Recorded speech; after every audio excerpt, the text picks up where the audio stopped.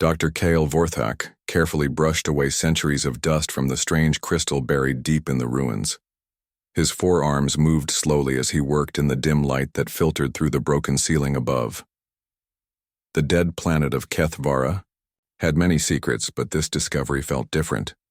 Something about the crystal made his skin crawl with an unease he could not explain.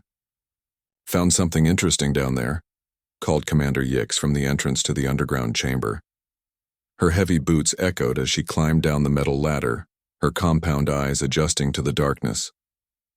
"Maybe," Kale replied, his voice uncertain. "This crystal is not like the others we have found. It is older, much older." The archaeological team had been working on Kethvara for 6 months now. The planet had been dead for thousands of years, but the ruins scattered across its surface told stories of many different civilizations that had once lived here. Most archaeologists would have been excited by such a discovery. Kale was terrified. Commander Yix approached the crystal and studied it with her practiced eye. She had led dozens of archaeological missions across the galaxy and had seen strange things before. But even she felt something wrong about this place. What makes this one special? Kale connected his portable scanner to the crystal and waited for the results.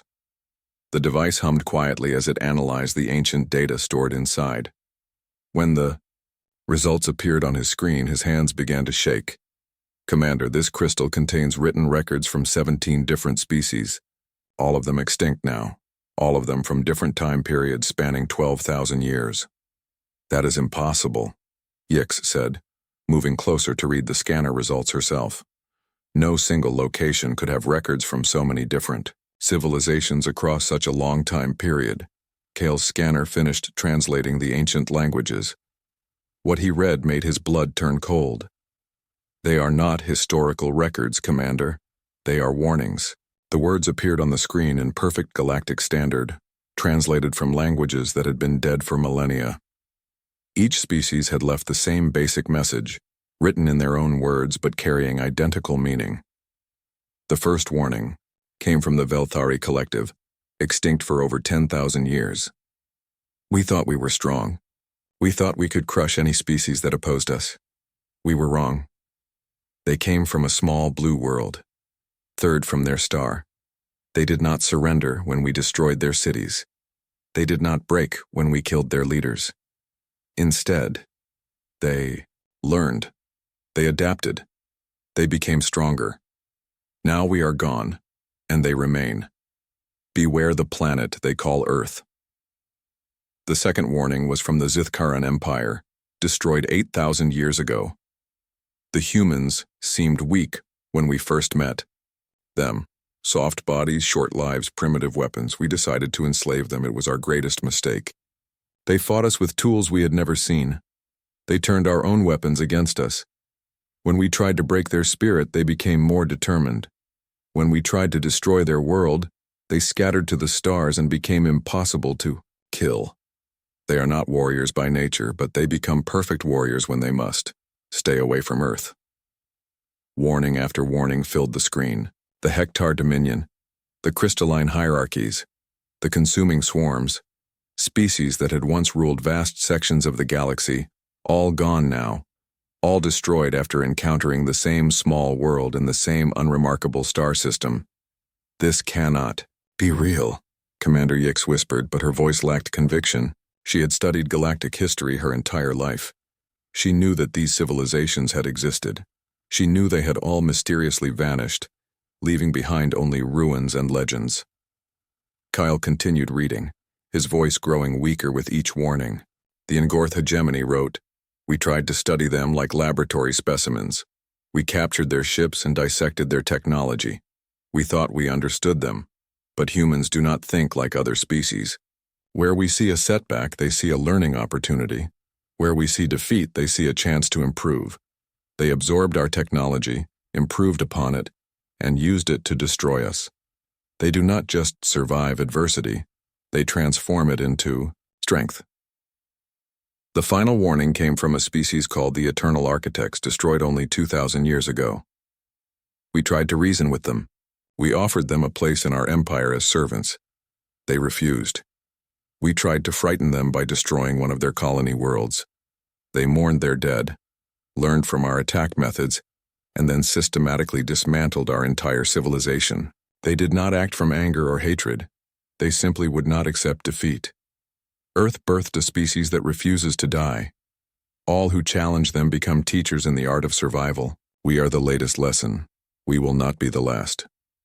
Commander Yik stared at the screen in silence for a long moment.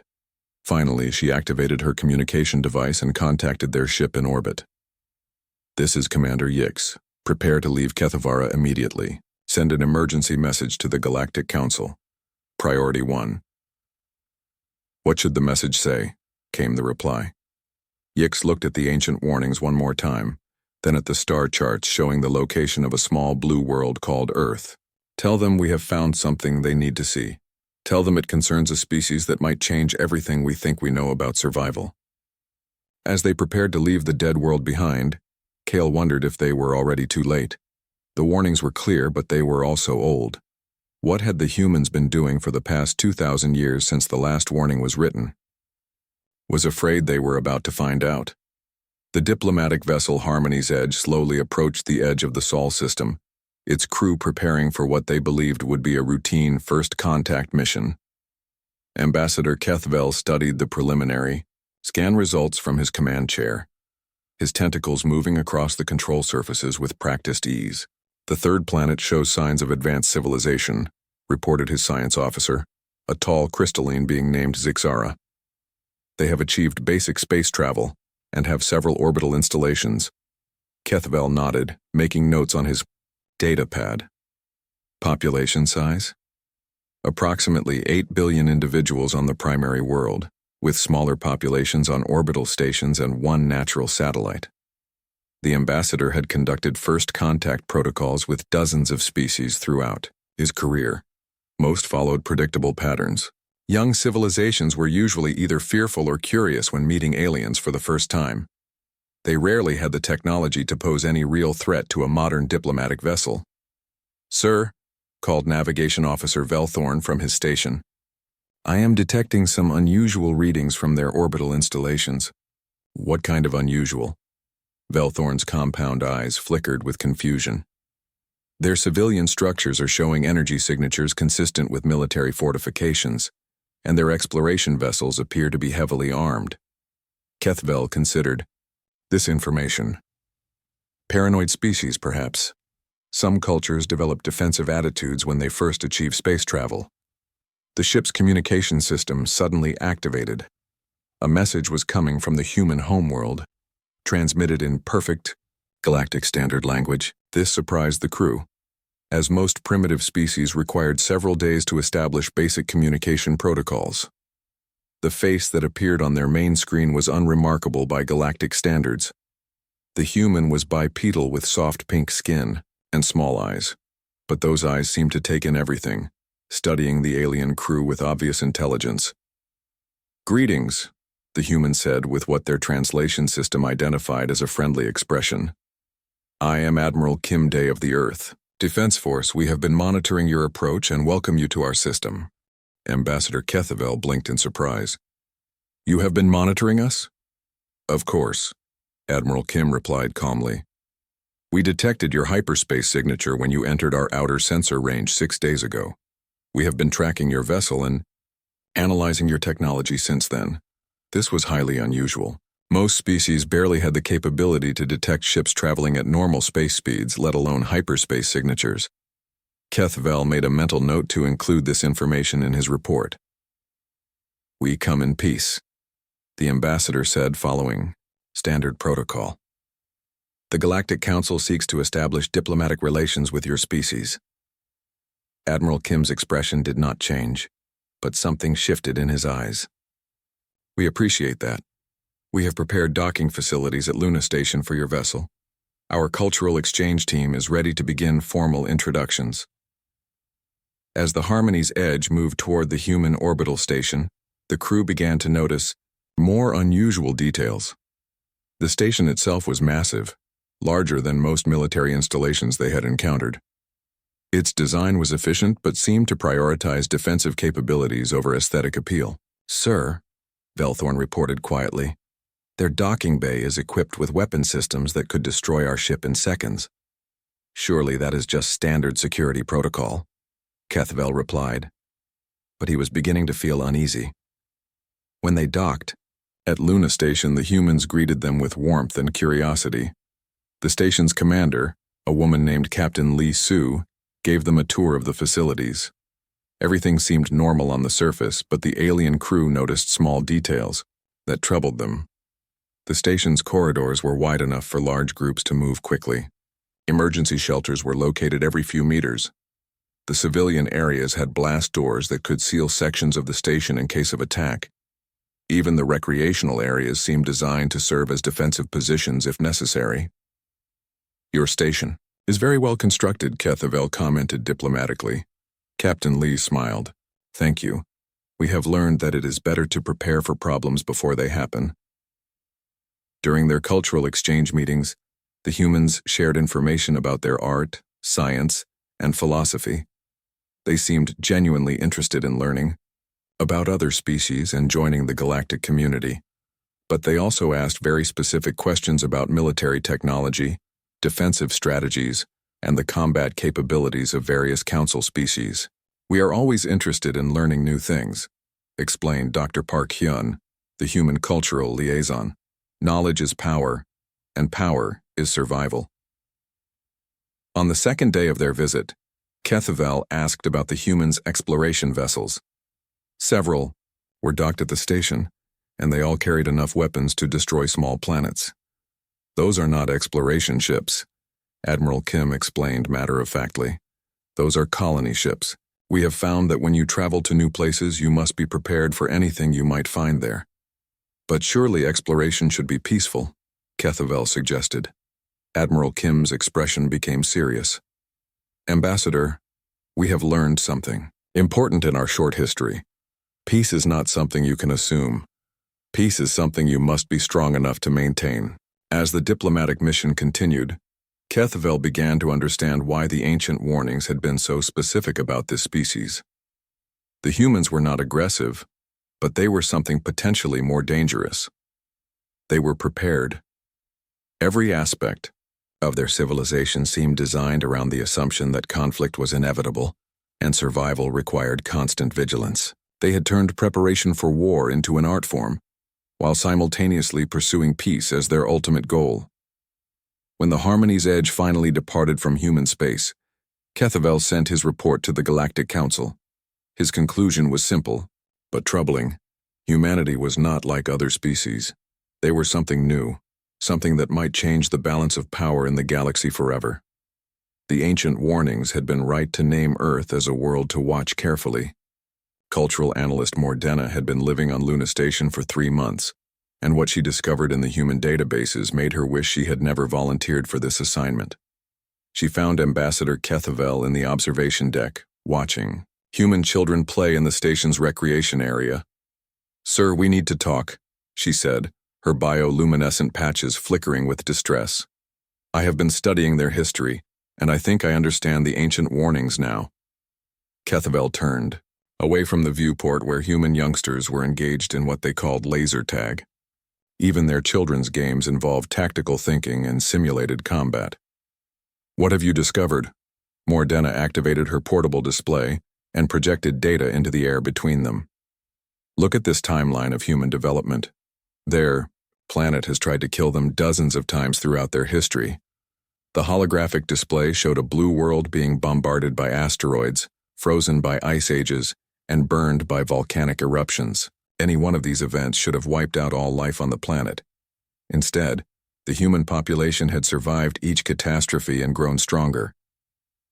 Ice ages that lasted thousands of years, Mordena explained, pointing to specific data points. Volcanic eruptions that blocked out their sun for decades. Asteroid impacts that should have caused total extinction. But look what happened after each event. The display showed human technology advancing rapidly after each near-extinction event. They developed better tools, better weapons, better survival techniques. Each disaster had taught them something new about staying alive. This is unusual, but not impossible, Kethvel said. Some species are naturally resilient. Sir, that is not the disturbing part. Mordena changed the display to show human warfare throughout their history. Look at how they fight each other. The timeline showed thousands of years of almost constant warfare.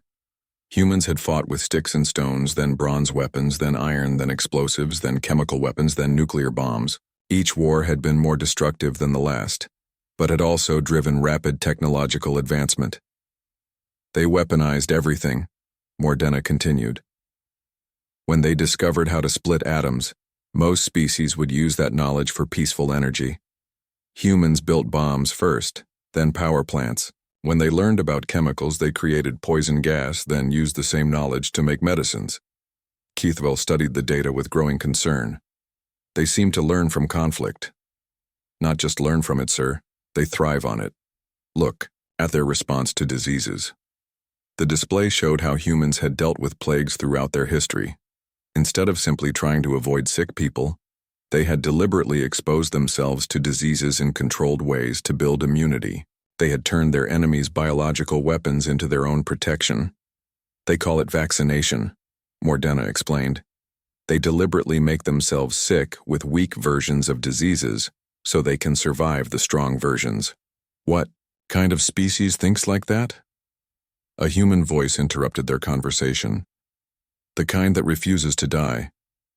They turned to see Dr. Park Hyun approaching with his usual friendly smile. The human cultural liaison had been helping with their research, but Mordena wondered how much of their conversation he had overheard. Dr. Park, Kethavel said carefully, we were just discussing your species' approach to survival. Ah, yes, our history is quite violent by galactic standards, Park replied, settling into a nearby chair. But we prefer to think of it as educational. Every challenge we faced taught us something valuable about staying alive. Mordena leaned forward. But why do you assume that conflict is inevitable? Most species develop peaceful solutions to their problems. Park's expression became thoughtful. Because in our experience, peace is something you have to fight for. It is not a natural state. It is something you must be strong enough to protect. The human stood and walked to the viewport, looking out at the stars. We have a saying on Earth, if you want peace, prepare for war. It means that the best way to avoid fighting is to be so prepared for it that your enemies decide not to attack you. After Park left, Mordena continued her presentation. Sir, I have analyzed their entire technological development. Every major advancement in human history came from trying to solve a problem that could kill them. Their space program started as a weapons delivery system. Their computers were built to calculate artillery trajectories. Their medicine came from treating battlefield injuries. What are you saying? Kethvel asked, though he was beginning to understand. I am saying that humans do not just survive disasters. They transform disasters into advantages. They do not just adapt to challenges. They use challenges to become stronger than they were before. The display showed modern human space vessels, all of which were built like warships even when used for peaceful purposes. Their exploration ships carried enough firepower to destroy planets. Their colony ships were designed to survive attacks from unknown enemies. Their research stations were built like military fortresses. Every species that has tried to destroy humanity has only succeeded in teaching them new ways to survive, Mordena concluded. The ancient warnings were right.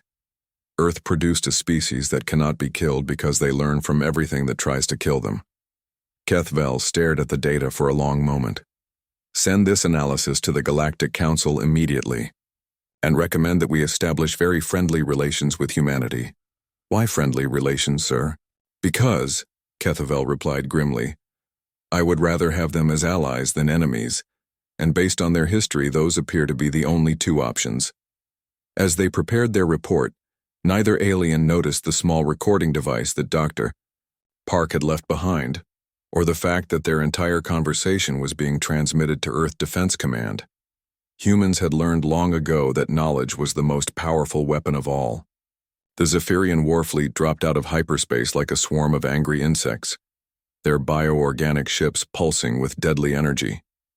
General Krixva stood on the bridge of his flagship, studying the human colony world of New Sol through the Viewing screen. The planet looked peaceful, with small cities scattered across green continents and a few orbital defense platforms that seemed almost primitive. This will be easy, Krixva told his officers. These humans are soft creatures. We will crush their spirit quickly and add them to our empire. The Zephyrian Empire had conquered 47 different species in the past century. Their bioships were living weapons that could adapt to any defense, and their warriors were bred for combat from birth. No species had ever successfully resisted them for more than a few months. On the human defense station Incheon's Pride, Admiral Li Su watched the approaching enemy fleet with calm eyes. Her tactical officer, Commander Cho Min, was running final calculations on her computer systems. 47 capital ships, all bioorganic configuration, Cho reported. They are broadcasting surrender demands on all frequencies. Admiral Li nodded slowly. Response? Standard human diplomatic protocol, sir. Approved. The message that went out to the Zephyrian fleet was simple and direct. No. General Krixva was surprised by the human response. Most species at least tried to negotiate. When faced with overwhelming force, he decided to demonstrate Zephyrian power by destroying one of the orbital stations. Fire the acid cannons, he ordered. The bioship launched streams of concentrated acid that could dissolve any known metal. But when the acid struck the human station, something unexpected happened. The station's hull began to glow and the acid was absorbed harmlessly into the surface. Impossible, Krixva muttered. What kind of armor can absorb acid? On the human station, Commander Cho smiled as she watched her displays. Acid reactive plating is working perfectly, Admiral. The hull is actually getting stronger as it absorbs their attacks. Excellent, Admiral Li replied. What did we learn from their attack pattern? Bioorganic weapons use living tissue to deliver payloads. I am analyzing their cellular structure now. We should have countermeasures ready within 6 hours. This was how humans fought. They did not just defend against attacks. They studied them, learned from them, and turned them into advantages. The battle that followed became known in galactic history as the Zephyrian Education. The alien invaders had expected a quick victory, but instead found themselves facing an enemy that seemed to improve with every exchange. When the Zephyrians used living projectiles that could think and adapt, the humans developed smart ammunition that could think faster. When the bioships released toxic spores into the atmosphere, human scientists turned the spores into fertilizer for their crops. When the enemy tried to jam human communications, the humans used the jamming signals to trace the locations of Zephyrian command ships. How is this possible? General Krixva demanded as his fleet suffered loss after loss. We have conquered entire star systems with these tactics. His science officer, a creature called Vexthul, trembled as he delivered his report. General, the humans are not fighting like other species. They are treating our attacks as learning opportunities. Every weapon we use against them becomes their weapon within days. 3 months into the invasion, the Zephyrian Empire was in retreat. Their bioships, once the terror of the galaxy, were being hunted by human vessels that had learned to mimic their biological advantages while adding mechanical improvements. Commander Cho stood before a tactical display showing the retreating enemy forces. Admiral, we have successfully captured and reverse-engineered their bioarmor technology. Our ships are now 30% more efficient than they were when the war started. Admiral Li studied the battle reports with satisfaction. Casualties? Minimal on our side. The Zephyrians lost approximately 60% of their invasion force. And what did we learn about bioorganic warfare? Cho activated a new display showing detailed analysis of enemy technology. Everything, sir.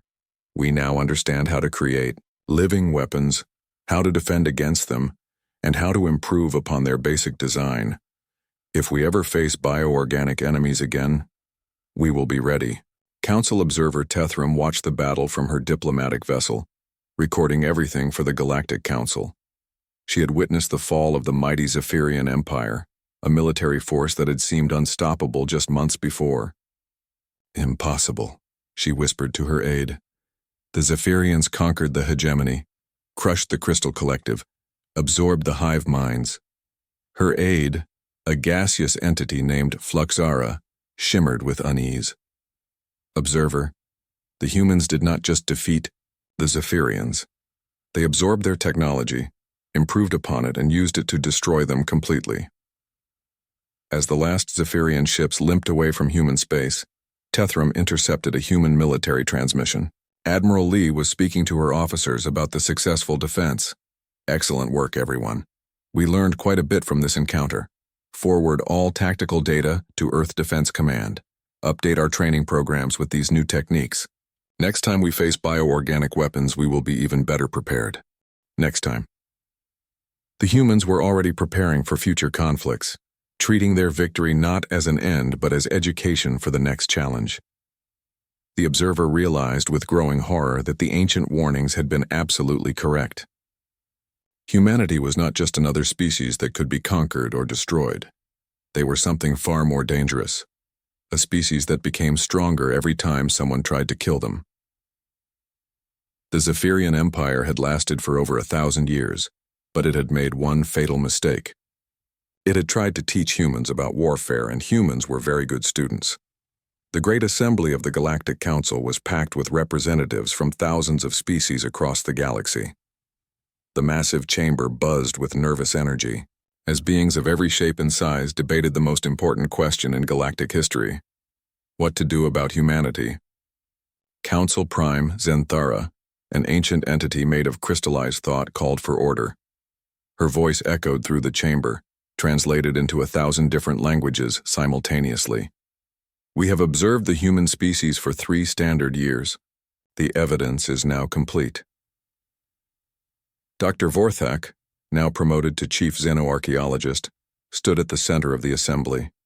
His forearms gestured to the massive holographic display that showed human expansion across their local star region. The ancient warnings were not about human aggression, he announced. They were about human persistence. The display showed colony ships spreading steadily outward from Earth, carrying families and scientists to new worlds. But it also showed something that made many representatives uncomfortable. Every human settlement was built like a fortress, and every civilian vessel carried enough weapons to fight a war. Every species that tried to destroy humanity only taught them new ways to survive, Vorthak continued. The Velthari taught them about energy weapons. The Zithkaran taught them about space warfare. The Zephyrians taught them about biological weapons. Each enemy became their teacher. Ambassador Kethavel rose from his seat to address the assembly. I have lived among humans for 2 years. They are not evil. They do not seek conquest for its own sake, but they are something far more dangerous than conquerors. The chamber fell silent as delegates waited for his explanation. They are unkillable, Kethavel said simply, not because they cannot die, but because they refuse to stay dead. Every disaster that should have destroyed them only made them stronger. Every enemy that should have defeated them only taught them new survival techniques. A representative from the hegemony, one of the few civilizations that had survived Zephyrian conquest, stood up angrily. Then we must unite against them before they spread further. We must destroy them while we still can. The chamber erupted in debate. Some species agreed that humanity posed a threat that needed to be eliminated. Others argued that peaceful coexistence was possible. But Dr. Vorthak had more evidence to present. Did you not listen? He called out, his voice cutting through the noise. Every species that fought humanity only taught them new ways to fight. The Zephyrian Empire lasted 1,000 years, but 6 months after attacking humans, they no longer exist. The holographic display changed to show the aftermath of the Zephyrian War. Where once there had been a mighty empire controlling dozens of star systems, now there were only scattered refugee populations telling stories of humans who fought like they had already died. Cultural analyst Mordena activated her own display, showing human technological development over the past 3 years. Look at their advancement rate since joining the galactic community. They have improved their technology faster than any species in recorded history. The data was frightening. Human ships were now more advanced than anything the Council had ever seen. Their weapons were more efficient, their defenses more effective, their exploration capabilities more extensive. And they had achieved all of this simply by studying and improving upon everything they encountered. They do not just learn from their enemies, Mordena explained. They learn from their friends as well. Every species that has shared technology with humans has inadvertently helped them become more powerful. An elderly representative from the Crystal Collective, a species known for their wisdom, spoke up. "What do you recommend, Council Prime?" Zenthara's crystalline form pulsed with ancient light as she considered the question. Around the chamber, thousands of species waited for her answer. The decision they made here would determine the future of galactic civilization. "We have two choices," she finally announced. "We can attempt to destroy humanity and become their next teachers in the art of survival. Or, we can accept them as partners and hope they remember our friendship when they inevitably become the dominant species in the galaxy." The chamber fell completely silent as the implications of her words settled in. "The ancient warnings were clear," Dr. Vorthak added quietly. "They named one planet, Earth, because it birthed the one species that would never stop, never surrender, and never truly die. The question is not whether humanity will spread across the galaxy. The question is whether we will be their allies or their lessons when they do." On the display, real-time monitoring showed 17 new human colony expeditions launching from Earth. Each carried the same message that had become humanity's unofficial motto: "We come in peace, prepared for war." Council observer Tetharam, who had witnessed the fall of the Zephyrian Empire, stood to deliver her final report. "I watched them fight. They do not hate their enemies. They thank them. Every species that attacks humanity becomes a teacher, and humans are the most dedicated students in the galaxy." As the debate continued into the night, deep space monitors detected more human ships moving toward unexplored regions. The expansion was accelerating. Humanity was spreading not through conquest but through determination. They offered friendship and trade to anyone who would accept it, but they were prepared for those who would not. The old warnings had been fulfilled. The species that refused to die had awakened, and they were teaching the galaxy a new lesson. Survival was not about being the strongest or the smartest. Survival was about being the most determined to survive. The Galactic Council would spend years debating what to do about humanity, but the humans would not wait for their decision. They had learned long ago that the future belonged to those who were prepared to seize it. The warnings had named one planet, Earth, and now the galaxy would learn why.